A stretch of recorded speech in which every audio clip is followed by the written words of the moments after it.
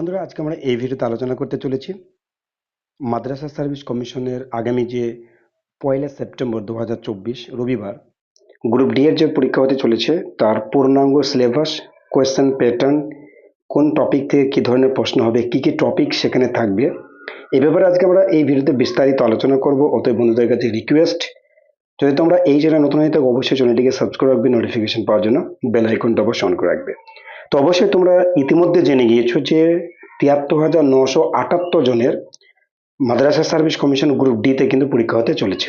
তো সেখানে প্রশ্নপত্র কেমন হবে, কি কি টপিক থেকে প্রশ্ন হবে, কিরকম ধাঁচের হবে, অর্থাৎ যে গেজেট যেটা পাবলিশ করেছিল 2010-এর এবং পরবর্তীকালে 2023 এপ্রিল মাসে, সেই গেজেট অর্থাৎ নতুন গেজেট অনুযায়ী হবে না পুরানো গেজেট অনুযায়ী হবে, সর্বোপরি কত নম্বরে প্রশ্ন হবে, কোন কোন টপিক থেকে, আজকে আমরা এই ভিডিওতে বিস্তারিত আলোচনা করব। 2010 সালে যে গেজেট পাবলিশড হয়েছিল এবং ওই যে 24,000 সামথিং কিছু ক্যান্ডিডেটস যারা মেন্স পরীক্ষা যাদের দিতে হবে না, তারা কিন্তু এর আগে পরীক্ষা দিয়েছে। তো সেই প্যাটার্ন কি ছিল এবং এই বর্তমান 73,798 জন ক্যান্ডিডেটসের কি প্যাটার্ন হবে। ওকে, তো প্রথমে তোমাদেরকে বলে রাখি, যেহেতু এই পরীক্ষাটা একটাই পরীক্ষা, একটা বলতে একটা গেজেট বা একটা নোটিফিকেশন পরীক্ষাটা হচ্ছে সেই 2010-এর পরীক্ষা, 2024-এ যা কট মারফত এখন নেওয়া হচ্ছে, তো কখনোই এটা তোমাদেরকে এটা আগে ক্লিয়ার করে দিই, কখনোই সেটা নতুন গেজেট অনুযায়ী পাবলিশড বা পরীক্ষা হবে না। কেননা যদি নতুন গেজেট অনুযায়ী পরীক্ষাটা হয় তাহলে কিন্তু আবার কোর্ট কেস হবে। যেহেতু 24,000 ক্যান্ডিডেটস কিন্তু তারা অলরেডি স্ক্রিনিং টেস্টে পাস করেছেন, ঠিক আছে, এবং সেই একই নোটিফিকেশন, তো সেই ক্ষেত্রে নতুন করে এদের কিন্তু নতুন যে গেজেট 2023 সালে সেই অনুযায়ী কিন্তু নেওয়া সম্ভব নয়। মানে এটা আমি বললাম যদি নেই কিন্তু কেস হতে পারে। সেই জন্য আগে যে প্যাটার্ন ছিল 2010 সালে যে কোয়েশ্চেন প্যাটার্ন এবং যে গ্রুপ ডি এর যে তোমার গেজেট অনুযায়ী যে প্যাটার্ন সেটাই হবে। তো সেটা কি ছিল দেখিনি, সেটা হচ্ছে যে মেন্সের জন্য তোমার 30 নাম্বার ছিল, ঠিক আছে, এই স্ক্রিনিং টেস্টের জন্য 30 নাম্বার, এটা সবাই দিয়েছে। ওকে, এবং যে মেন্স যেটা পরীক্ষা হতে চলেছে সেটার জন্য কিন্তু 15 নম্বর পরীক্ষা হবে আর 10 নম্বর তোমাদের ইন্টারভিউ হবে, এটা কিন্তু মাথায় রাখবে। তাহলে তোমাদের জন্য 15 নম্বরের পরীক্ষাটি হচ্ছে অ্যাকর্ডিং টু 2010 এর যে গেজেট। এবং আমাদেরকে এই যে 1 সেপ্টেম্বর 2024 সালে যেটা পরীক্ষা দিতে হবে সেটা তোমার 15 নম্বরের, ঠিক আছে, যে পুরানো যে গেজেট অনুযায়ী 15 নম্বরের পরীক্ষা হবে, ঠিক আছে। এইবার এই 15 নম্বরের পরীক্ষাটা কি হবে, এর আগে মানে প্রিভিয়াস ইয়ারে যে কোয়েশ্চেন যে পরীক্ষাটা হয়েছিল সেই অনুযায়ী বলছি কিন্তু, ঠিক আছে, সেখানে দুটো টপিকের উপরে এক্সামটা হয়েছিল। কি কি সে টপিক ছিল, একটা ছিল তোমার যে ম্যাথ আর একটা ছিল তোমার ইংলিশ। ওকে, এই ম্যাথ এবং ইংলিশ মিলিয়ে টোটাল কোয়েশ্চেন ছিল তোমার 30টা, তাহলে মার্কস আছে কত, 15। তাহলে তোমাদের প্রত্যেকটা নাম্বারের জন্য ছিল হাফ নাম্বার, প্রত্যেকটা কোয়েশ্চেনের জন্য ছিল হাফ নাম্বার বরাদ্দ। আমি আমি বলেছি এই অনুযায়ী কিন্তু পরীক্ষাটি হতে চলেছে, যেহেতু গেজেট এবং নোটিফিকেশন একটাই দেওয়া হয়েছে সেই অনুযায়ী। তাহলে তোমাদের কিন্তু এই ম্যাথ এবং ইংলিশের উপরে কিন্তু বেশি বেশি করে পড়াশোনা করতে হবে, প্রিপারেশন নিতে হবে।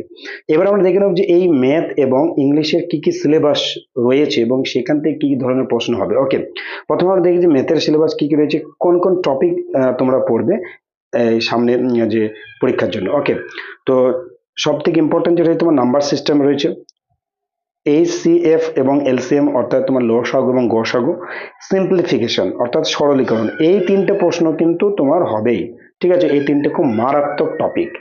এছাড়াও আছে স্কোয়ার রুট এবং কিউব রুট, এটা থাকতে পারে, অর্থাৎ বর্গমূল এবং ঘনমূলের, পার্সেন্টেজ, অ্যাভারেজ, ঠিক আছে, profit and loss, ratio and proportion, simple interest. এখানে দেখো অ্যাভারেজ মানে গড়, প্রফিট অ্যান্ড লস মানে তোমার লাভ ক্ষতির অঙ্কগুলো যেটা হয়, রেশিও অ্যান্ড প্রপোর্শন অনুপাত সমানুপাত, সিম্পল ইন্টারেস্ট অর্থাৎ সরল সুদের।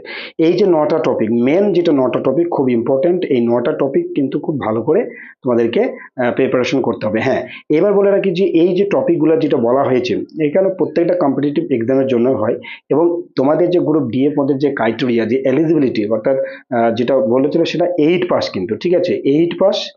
8 পাসের যে সমস্ত মানে মধ্যশিক্ষা পর্ষদ এবং মাদ্রাসা সার্ভিস কমিশনের যে মধ্য মানে মাদ্রাসা সার্ভিস যে পর্ষদ রয়েছে, তাদের সিলেবাস অনুযায়ী যে 8 এবং ক্লাস 10, ঠিক আছে, 8 এবং ক্লাস 10-এর যে সিলেবাস সেই অনুযায়ী কিন্তু কোয়েশ্চেন হবে।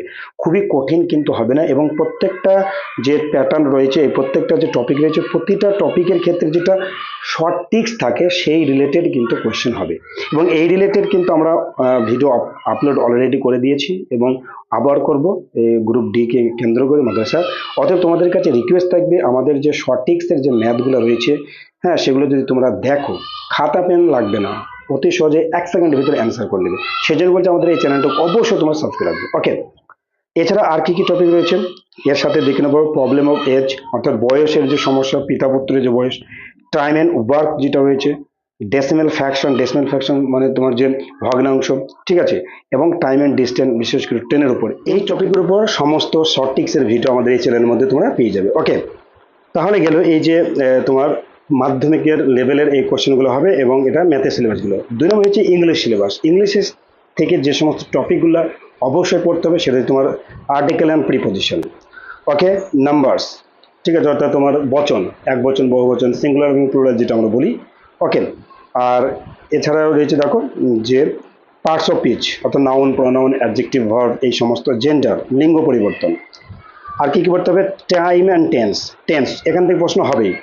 তারপরে তোমার যে কারেক্ট ফর্ম অফ ভার্বস, একটা মানে সঠিক ভার্ব, এমিজ আর ওয়াজ ওয়ার এগুলো ব্যবহার, হ্যাজ, কোথায় গো, ওয়েন্ট, গান বা গোজ, এই সমস্ত যে ভার্বগুলো রয়েছে সেই রিলেটেড এখানে প্রশ্ন হবে। সিনোনিম অ্যান্টোনিম, অর্থাৎ সমার্থক শব্দ এবং বিপরীত শব্দ। ফেজাল ভার্বস, কিছু ফেজাল ভার্বস রয়েছে, সেটা প্রিপোজিশনের সাথে ওটা মানে কমপ্লিট হয়ে যেতে পারে। আর দু একটা পড়তে হবে ভয়েস চেঞ্জ, শর্ট টিক্স। ওকে, তারপরে তোমার ইরর কারেকশন যদি দেই। ওকে, এছাড়াও ডিকশনারি ওয়ার্ড। এই ডিকশনারি ওয়ার্ড হচ্ছে দেখো যে 4টি ওয়ার্ড দিয়ে দেবে। সাপোজ আমি এই ব্যাপারে তো ডিটেলস আলোচনা করব, যে 4টি ওয়ার্ড দিয়ে দেবে, সেই 4টি ওয়ার্ড কোন ওয়ার্ডটা আগে ডিকশনারিতে হবে, তারপরটা কোনটা হবে, এই রিলেটেড সমস্ত তোমাদেরকে বুঝিয়ে দেবো। ওকে, ওয়ান ওয়ার্ড সাবস্টিটিউশন, এক কথা প্রকাশ, এবং স্পেলিং টেস্ট, অর্থাৎ ধরো কোনো একটা ওয়ার্ড ভুল দেওয়া আছে সেটাকে সঠিকভাবে। এই ধরনের যে 13টা টপিক, এবং ম্যাথের ক্ষেত্রে যে তোমাদের 13টা টপিক, 26টা টপিক কিন্তু তোমাদেরকে গ্রুপ ডি এর জন্য কিন্তু ভালো করে প্রিপারেশন নিতে হবে। আবার বলছি, এই রিলেটেড সমস্ত ভিডিও আমাদের এই চ্যানেলের মাধ্যমে পেয়ে যাবে। সেই জন্য তোমাদেরকে রিকোয়েস্ট, অবশ্যই চ্যানেলটিকে সাবস্ক্রাইব রাখবে। আর মাদ্রাসা সার্ভিস কমিশনের আরও যদি কোনো কোয়েশ্চেন থাকে, যে কোনো রিলেটেড, পরীক্ষা দেওয়া থেকে শুরু করে তোমাদের অ্যাডমিট কার্ড পাওয়া থেকে তোমাদের যে চিঠি এসছে, আপলিকেশন, সমস্ত ব্যাপারে আমাদেরকে কোয়েশ্চেন করবে, আমাদের সেই ব্যাপারে তোমাদেরকে অ্যান্সার দিয়ে হেল্প করবো। ওকে, তো ভালো থাকবে, আবার পরবর্তী কোনো একটা ভিডিওতে দেখা হবে।